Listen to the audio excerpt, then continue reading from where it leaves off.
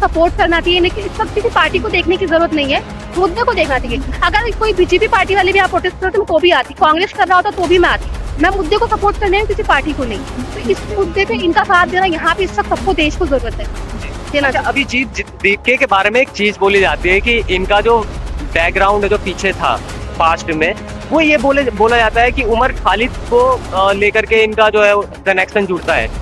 तो युवाओं के मन में क्या थॉट चलता है कि स्टूडेंट के मन में कि क्या ऐसे लोगों को हम सपोर्ट कर रहे हैं जो देशद्रोही के उसमें आते हैं, जिन्होंने भारत तेरे टुकड़े होंगे के नारे लगवाए और उसके बाद में भारत में कई ऐसी स्पीचेस दी जो आज उनके ऊपर केस चल रहा है उमर खालिद के ऊपर। तो लगता है कभी थॉट में आता है कि ये सब चीजें गलत? पहली बात तो 100, 200, 1000 या 15,000 की भीड़ भारत के टुकड़े नहीं कर सकती। आप ये चीज देखिए, भारत के टुकड़े के नारे लग जाए तो भारत के टुकड़े कभी नहीं हो सकते। ऐसे उमर खालिद, कितने भी उमर खालिद आ जाए, भारत के टुकड़े नहीं हो सकते। रही बात इनका जो कनेक्शन देखा जा रहा है, पहले हम देखिए कोई ना कोई, इनको भी नहीं पता होगा कि उमर खालिद की हिस्ट्री ऐसी बनेगी, फ्यूचर में ऐसा होगा। हम लोग हर किसी से मिलते हैं, फ्रेंड्स बनते हैं, कनेक्शन होते हैं। मैं भी आज आपके साथ बैठूं, सपोर्ट नहीं कर सकते। कल को मैं किसी आतंकवादी गतिविधि में अगर शामिल हो जाऊँ तो क्या इसका मतलब हुआ कि आप भी आतंकवादी हैं? ऐसा तो नहीं हो सकता। तो उमर खालिद और अभिजीत दीप्ति को जोड़ के नहीं देखना चाहिए, इवन अभिजीत दीप्ति को भी नहीं देखना चाहिए, अभिजीत दीप्ति के टॉपिक को देखना चाहिए, इसलिए सवाल उठा रहा है। हमें उसका साथ देना चाहिए, किसी पर्सनैलिटी, किसी एजेंडा को नहीं। ठीक है। नमस्कार दोस्तों, मेरा नाम नीतीश कुमार है। एक बार फिर से आपका एनके रियल फैक्ट चैनल में स्वागत करते हैं। और अभी मैं जंतर मंतर पे मौजूद हूँ। अभी आपने देखा होगा कोकरोच जनता पार्टी जो है लगातार आंदोलन कर रही है, प्रोटेस्ट कर रही है कि कहीं ना कहीं धर्मेंद्र प्रधान जी जो है अपना इस्तीफा दें। लेकिन धर्मेंद्र प्रधान जी अभी तक उन्होंने जो है अपना इस्तीफा नहीं दिया है।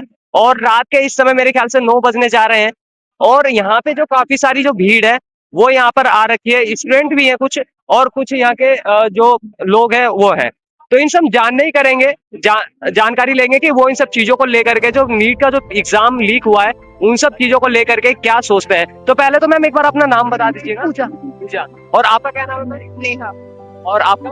मुस्कान। चलिए, बहुत बढ़िया। अच्छा मैम, एक बात मेरे को बताएगा, जिस तरीके से अभी ये जो प्रोटेस्ट चल रहा है, क्या लगता है कि धर्मेंद्र प्रधान जी जो है वो इस्तीफा देंगे? मुझे लगता है धर्मेंद्र प्रधान इस्तीफा नहीं देंगे, क्योंकि उन्हें अपनी कुर्सी से बच्चों के भविष्य से ज्यादा प्यार है। क्योंकि जब उनको खुद सोचना चाहिए, अगर वो जॉब को परफॉर्म नहीं कर पा रहे तो इस्तीफा देते। पहले भी सरकारों में ऐसा हुआ है, लोग जैसे कोई ट्रेन क्रैश हो जाती, समथिंग बहुत सारे इस्तीफे पहले भी आए, लोग खुद ब खुद इस्तीफा दे देते हैं। तो अब मुझे इस बात समझ में नहीं आई कि उन्होंने अभी तक खुद इस्तीफा क्यों नहीं दिया। उन्हें तो खुद ही इस्तीफा दे देना चाहिए, धरने का तो हमें जरूरत भी नहीं पड़नी चाहिए। उन्हें एक समझदार नागरिक होने के हिसाब से खुद ही इस्तीफा दे देना चाहिए। अच्छा, मेरे को एक चीज और बताइएगा। अभी जिस तरीके से देखा जा रहा है, यहाँ पे जो है 22 मिलियन फॉलोवर्स की बात चल रही है नहीं? अब वो जो 22 मिलियन जो फॉलोवर्स थे उसमें से देखा गया कि यहाँ पे 1000-2000 लोग आए। क्या कारण है? मैं आपको बताती हूँ, मैं खुद दिल्ली में रहती हूँ, मैं कल नहीं आई थी, मैं आज आई थी।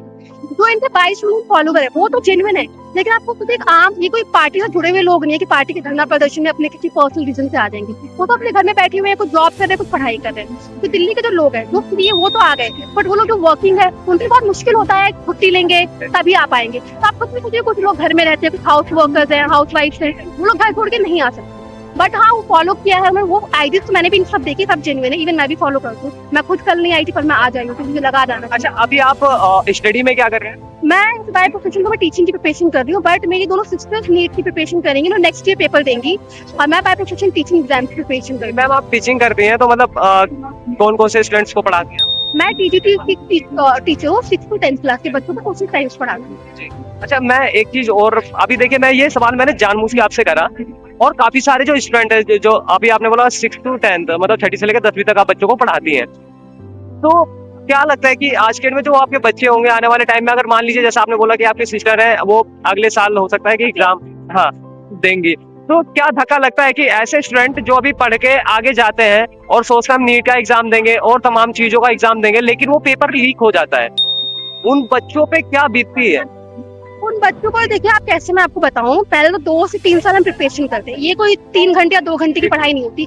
8-8 घंटे अपनी फैमिली फंक्शन छोड़ के, पार्टी छोड़ के, सोना छोड़ के, मूवी नेटफ्लिक्स छोड़ के बच्चे पढ़ाई करते हैं। साल 2 साल फिर जिंदगी का देते हैं। उसके बाद जो एग्जाम का जो प्रेशर होता है, इनके जो सेंटर आप देखते कितने ही यूनिक सेंटर्स देते हैं, उन सेंटर्स पे अपेयर होना, ट्रेन से बस से जाते हैं खचा खच भर के, अपेयर होकर एग्जाम देते हैं। 3 घंटे का स्ट्रगल जो मैंने भी देखा है, जब हम एग्जाम में बैठे, कितना स्ट्रेस होता है, टिकटॉक घड़ी जो चल रही होती है, उसके बाद एग्जाम देखो, उससे तो खुद बच्चों को ऐसा लगता है कि बच्चे को पता होता है उससे कैसे एग्जाम है, कि कितना उसने किया है, कितना उसको आता है। उसमें तो कोई बच्चे होप के साथ निकलते हैं कि इस बार हमारा तो हो जाएगा। उस होप के साथ बहुत खुश होते हैं, अपने घर पे अपने पेरेंट्स को जाके ये बोलते हैं कि हमारा तब हो गया।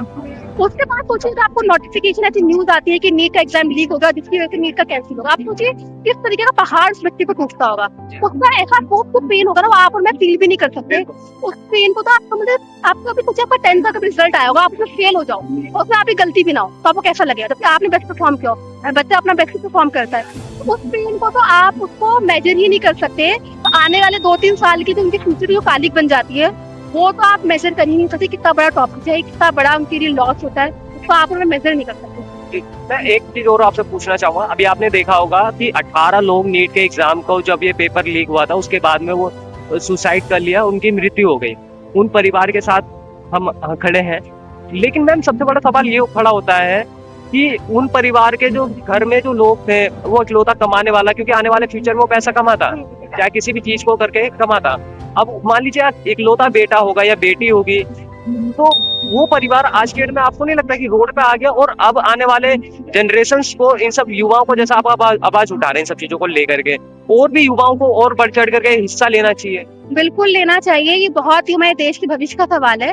इनफैक्ट एक एजुकेशन सिस्टम ही किसी देश को ऊपर लेके जाता है और नीचे लेके आता है, और कोई सिस्टम नहीं। तो एजुकेशन को सबसे ज्यादा इम्प्रूव करने की, इस पर ध्यान देने की बहुत ज्यादा जरूरत है। लोगों को आना चाहिए, इनको सपोर्ट करना चाहिए। सब किसी पार्टी को देखने की जरूरत नहीं है, मुद्दे को देखना चाहिए। अगर कोई बीजेपी पार्टी वाले भी आप प्रोटेस्ट करते तो भी आती, कांग्रेस कर रहा होता तो भी मैं आती। मैं मुद्दे को सपोर्ट करने किसी पार्टी को नहीं। तो इस मुद्दे पे इनका साथ देना, यहाँ पे इस वक्त सबको देश को जरूरत है देना। अच्छा, अभी दीपके के बारे में एक चीज बोली जाती है कि इनका जो बैकग्राउंड है, जो पीछे था पास्ट में, वो ये बोला जाता है कि उमर खालिद को लेकर के इनका जो है कनेक्शन जुड़ता है।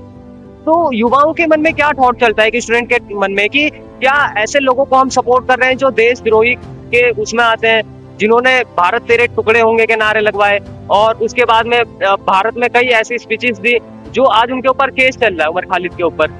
तो लगता है कभी थॉट में आता है कि ये सब चीजें गलत?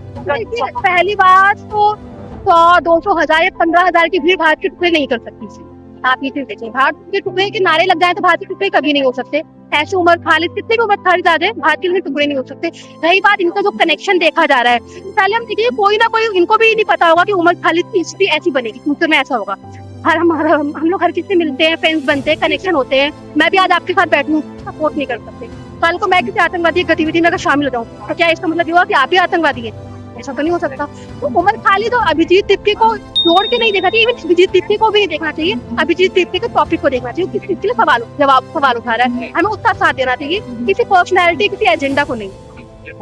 लेकिन यही चीज है ना, देखिए अब काफी सारे लोगों से हम यहाँ पे बाइट ले रहे थे, और काफी जब हमने ये बाइट लेना स्टार्ट करा तो काफी लोगों ने हमें प्री जज करना स्टार्ट कर दिया कि गोदी मीडिया है। आपने ये पैटर्न सुना होगा? मैंने जो घर से इंस्टाग्राम पे देखा, यहाँ पे जो भी व्यक्ति प्रोटेस्ट में आया था, कोई भी उमर खालिद का नाम उससे नहीं ले रहा था।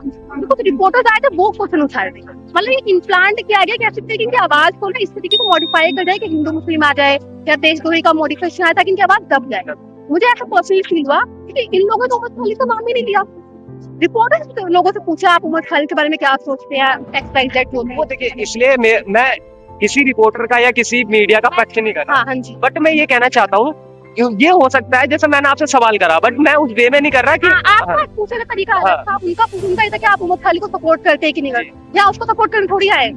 सिंपल सी है, किसको सपोर्ट करना है सबको पता है। हम नीट एग्जाम के लीक होने के लिए उसका विथड्रॉ करने आए, सपोर्ट करने थोड़ी आए किसी को।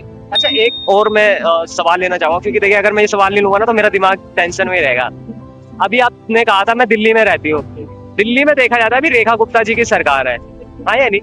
तो आज की डेट में आप लोग, लगता है कि अभी रात को 9 बज गए मेरे होने वाले हैं, लेकिन आज की डेट में लड़कियां अपने आप को एकदम सेफ महसूस करती हैं और लगता है कि हाँ, हम रात को 10 बजे निकले, चाहे 12 बजे निकले या दिन में भी निकले, तो अपने आप को सेफ महसूस करती हैं। ऐसा है, रेखा गुप्ता जी अभी आई हैं, शायद साल या 2 साल हुए, 13 साल। रेखा गुप्ता से पहले भी मेरा बॉन्डिंग यहीं का है, मैं रेखा गुप्ता के आने से पहले भी सेफ महसूस करती थी। उसके बाद जिस जगह पे आप नहीं सेफ महसूस करेंगे, आप किसी भी सरकार में नहीं करेंगे। एक टाइमिंग होता है, आप 9-10 बजे तक, 11 बजे तक घर के बाहर रह सकते हैं, और अगर आपका कोई इंसिडेंट करने के लिए कोई सोचा, उस विचारधारा कोई आदमी आपके पीछे है, तो आप 2 बजे भी सेफ नहीं है। वो तो लोगों के ऊपर। किसी भी सरकार के आने से सेफ या अनसेफ हम नहीं होते, हम पहले भी सेफ थे, अभी भी सेफ। जी, अच्छा, एक आखिरी सवाल, क्या लगता है धर्मेंद्र, वही सवाल आ गया, देखिए धर्मेंद्र प्रधान जी अगर इस्तीफा दे देते हैं, मैं कह रहा हूँ इस्तीफा उन्होंने दे दिया, क्या लगता है मैम कि फिर भी एजुकेशन सिस्टम जो है बहुत अच्छा हो जाएगा? देखिए, अगर धर्मेंद्र प्रधान इस्तीफा दे देते हैं, तो धर्मेंद्र प्रधान के इस्तीफा दे रहे हैं, इन लोगों को एक मैसेज चला जाएगा कि जो भी अपनी जॉब करने परफॉर्म नहीं कर पाएगा, उसे इस्तीफा देना पड़ेगा। तो इन लोगों को अपनी कुर्सी से बहुत प्यार होता है, अपनी कुर्सी को बचाए रखने के लिए अपनी जॉब कुछ हद तक तो फिक्स करेंगे, कम से कम उनको खौफ होगा भी नौकरी जाने का, भी कुर्सी जाने का। तो इसलिए इनका इस्तीफा मांगना बहुत जरूरी है। इनके लिए एक लेसन होगा, सारे नेता और मंत्रियों के लिए एक लेसन होगा कि अगर ये अपना काम ठीक से नहीं करते तो इनको भी अपनी कुर्सी छोड़नी पड़ेगी। कि जब तक आप मुझे प्राइवेट जॉब में अच्छे से परफॉर्म करें तब तक हमें रखें, आप परफॉर्म नहीं करोगे आपको नहीं रखेंगे। ये इन्होंने परफॉर्म नहीं किया, हम चाहते ये भी निकले। और दूसरी चीज, देश की जनता की सेवा करने के लिए पॉलिटिशियन बने इस कुर्सी पे, जनता उनकी सेवा अब नहीं चाह रही है, उन्हें इस्तीफा कर देना चाहिए। बिल्कुल।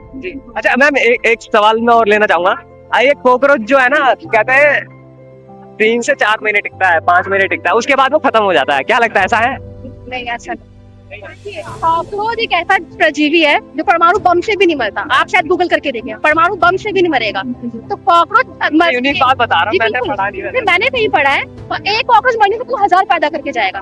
तो आप ये सोचिए, कॉकरोच तो खत्म हो नहीं सकते, एक मरेगा हजारों पैदा करके जाएगा। बहुत अच्छी बात बोली है। इसीलिए कॉकरोच तो नहीं खत्म हो सकते। अच्छा, लेकिन पता है ये सवाल जो आपने जवाब दिया ना, बहुत अच्छा दिया है। कॉकरोच एक मरने से पहले 1000 पैदा करके जाएगा, और मैं भी यही चाहता हूँ कि एक नहीं 10,000 पैदा करके जाएं, ताकि देखिए मैं उसके खिलाफ नहीं हूँ जो प्रोपोगेंडा लेकर के आए, मैं उस चीज के साथ में हूँ जो स्टूडेंट इन सब चीजों के लिए ये है, समाज का काम होना चाहिए। कोई भी पार्टी करे, मेरा था बीजेपी करे, कांग्रेस करे, आम आदमी पार्टी करे, हमारा काम होना चाहिए। हमारा काम है education, clean water, clean air, और क्या चाहिए हमें? जॉब चाहिए। कोई भी लाके दे हमें, हम किसी पार्टी के भक्त थोड़ी बन गए। उनके लोगों को समझ में नहीं आता तो बीजेपी कांग्रेस को अपना बाप समझ के बैठे।